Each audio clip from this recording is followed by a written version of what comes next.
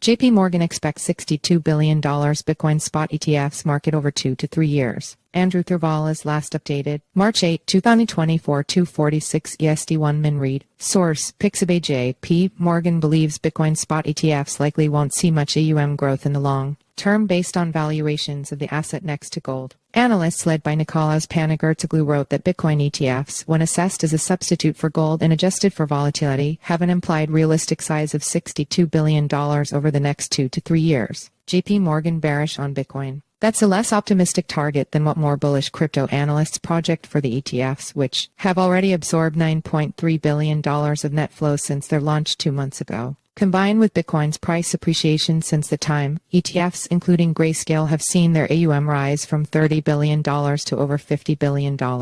According to JPMorgan, bulls are not accounting for the risk associated with Bitcoin, and thus vastly overestimating the share of investors' portfolios that it will comprise. The bank wrote, most investors take risk and volatility into account when they allocate across asset classes, and given the volatility in Bitcoin is around 3.7 times the volatility of gold, it would be unrealistic to expect Bitcoin to match gold within investors' portfolios in notional amounts. Dividing the amount of gold currently held by investors, $3.3 trillion, by the Bitcoin's volatility against gold 3.7 provides a figure of $900 billion in total Bitcoin allocation to investors. This implies a price per coin of $45,000, far below Bitcoin's current market price of $69,000. The bank arrived at its $62 billion figure for Bitcoin ETFs by accounting for all gold held by funds, which equals $230 million, and dividing it by the 3.7 volatility multiple. Many of those funds, however, may have come from a rotational shift out of other Bitcoin-based investment vehicles and into the ETFs. Bitcoin vs. gold. Gold ETFs in the United States roughly hold $92 trillion in assets, according to Verify.